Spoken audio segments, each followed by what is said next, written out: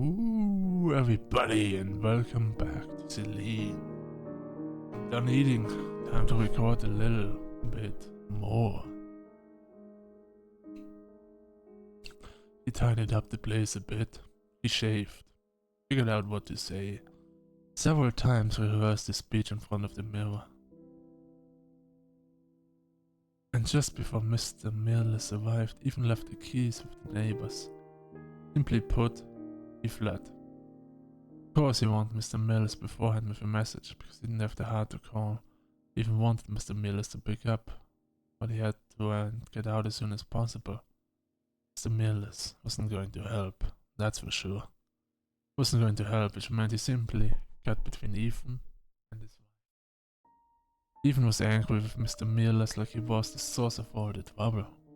Anger was boiling up inside him, mixing with cheap coffee and turning into caustic acid. There was nothing rational about this feeling. He even had plenty of time to think about it, to weigh it, examine it in the magnifying glass.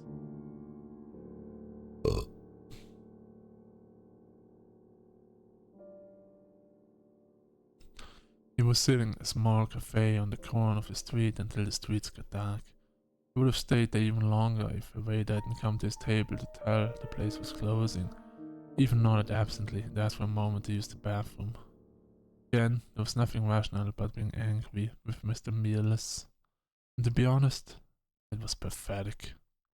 Just like hitting your wife and then running away not to face her father. You scum, Ethan. Worthless scum. Ethan turned off the lamp and stared at his reflection in a large mirror. A few drops of water trembled on the tip of his nose and chin. Now that was a proper punch. Sir, I'm sorry, but Sir? You okay? You have... Blood oozed from his split lip. Ethan wiped it with the back of his hand. Yes, I'm fine. Sorry, I didn't mean to keep you. Smiled, the fresh wound got swollen with blood again. The red blood spread across his face, just as it should.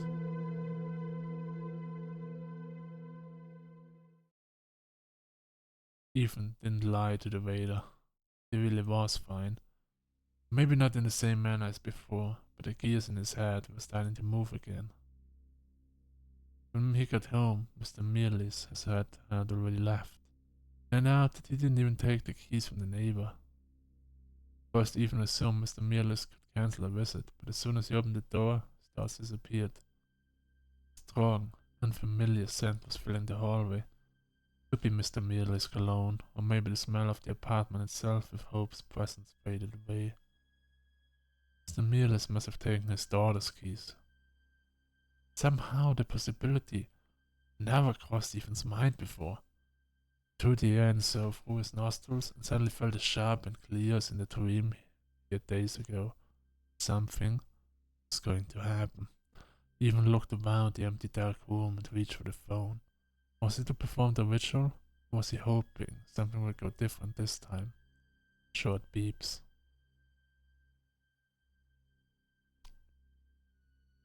Even thought it was safe to say something was already happening. It only had to figure what and where.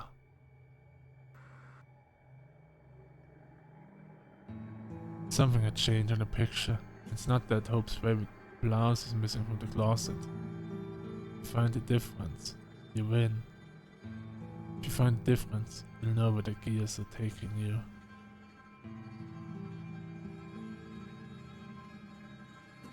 The hallway. Pot-bellied bowls on the dresser full of gibberish and dust. Kitchen. An uneven row of glass jars on a shelf, an empty coffee maker bearing dry blackness at the bottom, spoons, forks and knives. Some of them really sharp. The bathroom. A mirror on the wall, and in the reflection, the closed door is open. No. Not here. What about? Ethan licked his split lip. Yes. That's it. He has to check his email. Now. Ethan was looking carefully. It seemed like a lot of time had passed. His mailbox was full of various emails, but Ethan barely glanced at the names. He was looking for something special. And what was special about, say, letters from the agency that were gradually becoming more and more concerned? At some point, concern turned into cold and aggressive. Ethan idly skimmed through the notice of contract termination. Not what he was looking for. Started with the oldest emails and scanned the list all the way to the top. Nothing. Maybe he's looking in the wrong place. Maybe there's just nothing to look for. No. Something is happening. He only has to figure what and where. Even got so close to the accurate answer to those questions, the light of new knowledge would have burned out his eyes. At the top of the list was an untitled letter. Maybe even missed it the first time. Maybe it was just there before. The sender was the same why Ethan had volunteered to help, completely free of charge. Ethan's lungs turned into a deflated pool ball. Clicked on the name of the letter without a name. Of course, the letter actually had a name. Mail clients carefully add untitled to the empty lane just in case you're losing it. When you type your email because something got off the open door in the bathroom mirror. The poor guy begged Ethan to come. Mail said he couldn't sleep. He was scared, exhausted, didn't know who else to ask. Something will get him very soon. He won't figure anything out. He didn't know if it was related to the work he was doing. He didn't know how to drive away what had settled in his house. He only knew that something enormously hungry was looking at him from the darkness. You know what I mean, right? Ethan knew. By the time he finished reading the letter, Ethan already knew what he should do.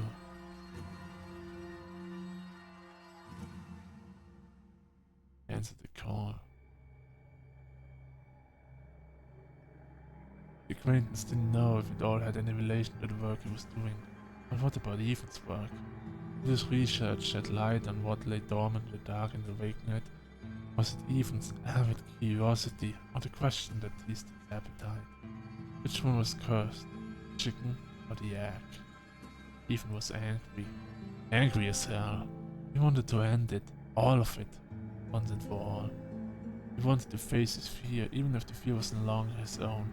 Even if it was crawling through the wires and climbing communication towers to breathe out its noxious spores into the air.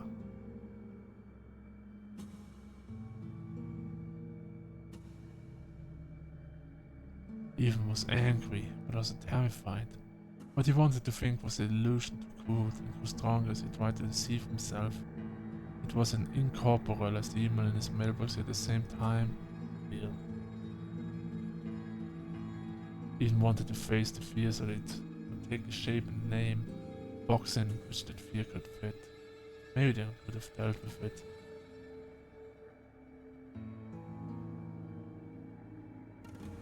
That's why when Ethan got behind the wheel of his old sedan, he wasn't doing it for the rider who was tormented by shadows. He was doing it for himself.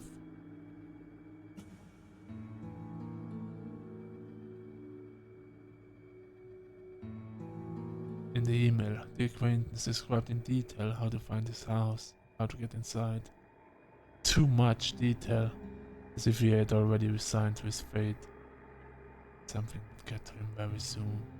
He won't figure anything out. This is just a notice, Mr. Harrison. A notice of life termination. This happens when you to look in the abyss too long. Probably gonna die because we shouldn't have interfered. That's how we got in danger in the first place, but alright. But looking isn't enough, is it? Shine a flashlight into it, throw stones, and whistle frantically, like a vandal who managed to get into an abandoned house. You're excited and terrified, and then only terror remains. You realize the door is slammed shut behind you, and the handle won't budge. His thought made even speed up, and then, just as abruptly, to hit the brakes. The wheels let out a short, hysterical shriek. His car swerved and stopped on the side of the road. The heart was pounding in his ears. Ethan's breath came in short gasps, his eyes searching blindly in the dark. But coming down a little, Ethan pretended. Who was he trying to fool? The night was empty. Examining his navigator, but there was one thought in his head. What is he doing? What the hell is he doing? Seems like he asked it out loud. There was no one to answer. And too late to turn back. Turn the car around. Go back to the city to the apartment. Lie down on the sofa and sleep. Sleep. Sleep until the morning comes. In the morning, he will call Hope again and... all was cut short. Actually, it didn't lead anywhere from the very beginning. Dead end. The truth was, he had no place or reason to go back. He wanted to get back to the past. The task was beyond him or his old Toyota. In the present, he had nothing left. The granite cry rolled ahead and the decision to go. If he hurried, he might still be able to help.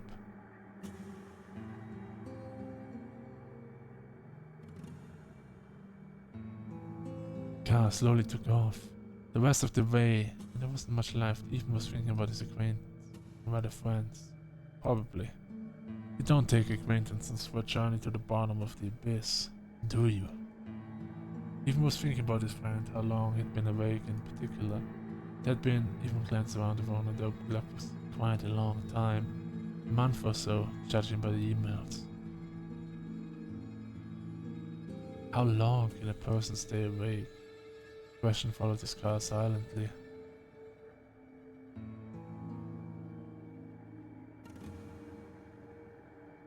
Ethan drove into the suburbs and turned the car around on Deputy Road. The 25 miles per hour speed limit road and at the bend of the road seemed as wide as an old bone.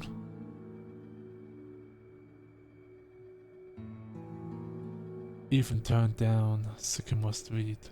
The lawn in front of House 8 was overgrown with tall grass, so tall as if it hadn't been touched for.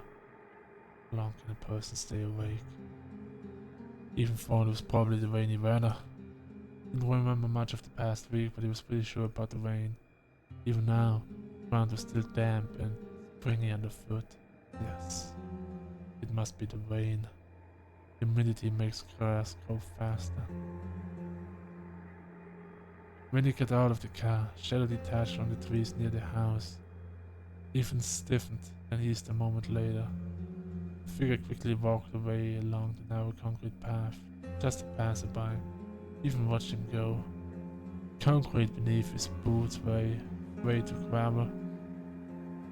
Ethan walked past the sprawling hemlock covered with rosettes of small white flowers. The bush reached up to mid-thigh. All the windows were dim, no lights anywhere. The house stood a little way off, dark, white, and still as the night itself. Almost like the house was slumbering along with its host. For a moment, Ethan felt stupid and was about to turn back to the car, but stayed after all. He was invited. No, not that. He was called for help. Maybe he and his friend got a little too stressed and that's all. Induced delusional disorder in all its glory. Maybe Ethan was so desperate to be needed, so he jumped at the chance to be someone's savior. Perhaps his unfortunate friend had finally fallen asleep and disturbing him was a bad decision overall. Well, Ethan was fine with that. Just wanted to make sure everything was okay. Ethan firmly knocked on the door. No one answered. Neither the first time nor the third. No lights came on in any of the rooms, and there was no sound behind the door. One of the windows on the second floor was open. Ethan moved away from the porch and tried to take a better look. No movement. The house was asleep, and its sleep resembled torpor. Ethan himself came to think he might be dreaming. And if two people share the same dream, is it any different from reality? Slowly, as if that really was a dream, Ethan went to the float top the lad had mentioned and took the spare key from its hiding place. Just as slowly, returned to the door. The key rattled 3 times in the lock, and the door drifted inward into the darkness. At the top of the stairs leading to the 2nd floor, there sat a cat. Even tried to call out to it, but the cat didn't move, still watching him with wide, round eyes. Even plunged in the darkness of the house, darkness and the stench, which were almost one and the same here. Gonna see the nightmare. He's now gonna face the demons. The smell, terribly thick, dense, wrapped the house in a suffocating shroud. He even tried not to think about where it was coming from. Instead, he thought of Selene, or rather her dark counterpart, Hecate. The ancient Greeks believed that she appears in the form of a dog. Dogs were sacrificed to her, weren't they? Better turn the light on. It was really better to, but even could get enough courage to do it. Dogs, the natural enemy of cats. Light, the natural enemy of darkness. Life, the natural enemy of death. And what wish could be more natural than a wish to destroy your natural enemy? He even stumbled over something. He looked down. A hand was peeking out from behind the kitchen hour. The blackened and swollen. Of course, Ethan would have seen more if he'd had a flashlight. Somehow, Ethan wasn't surprised. As if it's for him, not his friend, who had long ago signed to his fate. We've received notice. Life termination. Suddenly dawned on him. Madness, curse, and death are contagious. And this is not a Dark Age superstition, but an actual law of reality. Selene, Hecate, Artemis. Madness, curse, and death. Here lies the accurate answer, accurate as it gets. I don't bring Artemis with death, she's like the goddess of hunt. But alright. The answer is 3 faces, and he himself wished to look into each of them. Ding. Sound of glass breaking the hall, but it wasn't the window collapsing, the light bulbs. Someone was smashing the light bulbs with a bat, one by one. Sound was getting closer. Even closed his eyes. Good night.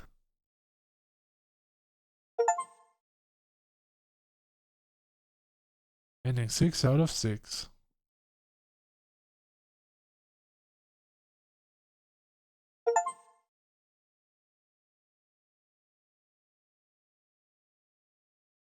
That was an interesting ending.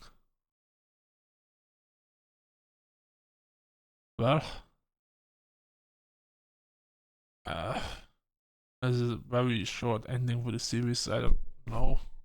Let's go to the last choice. And don't interfere. Sweat broke out on his upper lip. Even closed his eyes. No. Even said it with firm clarity. All the following words came out of his mouth, more and more quiet until his lips moved silently. No, I'm sorry. I can't help. I'm so sorry. He really was sorry. Sorry about his former life. Sorry for himself, desperately to the point his stomach clenched with a painful spasm. So in ending 6, did we die to the... Was the guy who couldn't sleep dead? Or did we get killed by him? Or was it one of the goddesses that killed us? The curses, the demons. Anyway, sorry for Hope. Sorry for the poor rider who was being dragged deep in the cold vortex of darkness. But what could he, Ethan, do against the darkness? He failed. Maybe I'd try, maybe I had the skill to get the answers required, but they were buried too deep. That depth, the world turned pitch black. There were things in that blackness Ethan didn't know the names of, didn't want to know.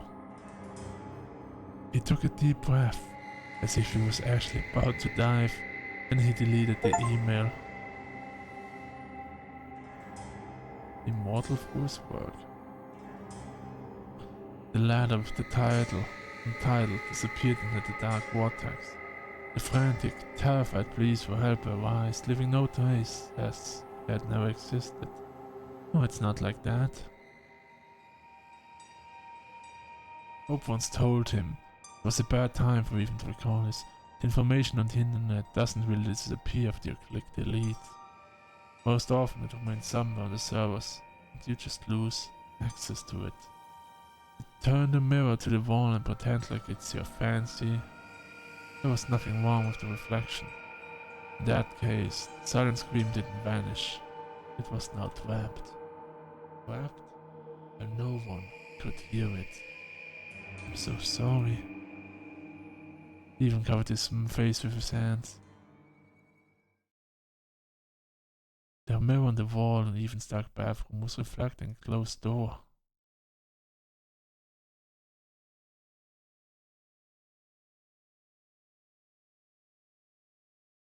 Even and Hope got an official divorce 3 months later.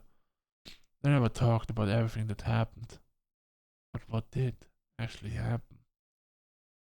Over time, the horrors you experienced get erased from memory, fate weakened. Such are the defense mechanisms of the human psyche.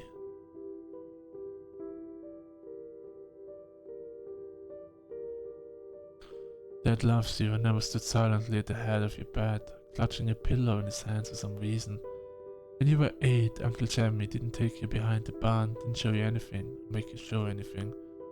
Grandmother's old Vic does not. It never has had any long spider legs. I'm getting interrupted.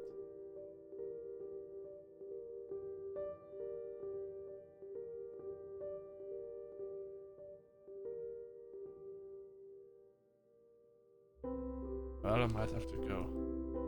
Even Psyche had notably suffered, but was playing by the rules still. Even the simple, coherent explanations he knew where to get them. Dr. Laura Stein was an island of clarity and insanity and the horrors, as even has discovered, made for memory much better if you break them down into phallic symbols. Even wished he'd started therapy sooner. Who knows, maybe most of the nightmare could have been avoided. Police never figured out what happened, but even the clumsy versions were even much better than what he remembered. What he allegedly remembered. Week after week, even felt like he was gradually recovering. Of course, he had to give up his career as an independent consultant in favor of a more particular publicity money for proper therapy. Yay!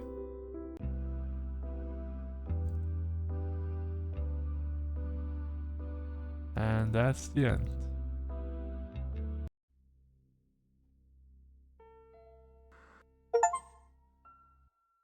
Open Nightmare. Alright guys, I hope you enjoyed the series, and I'll see you all in the next one. Until then, have a great one.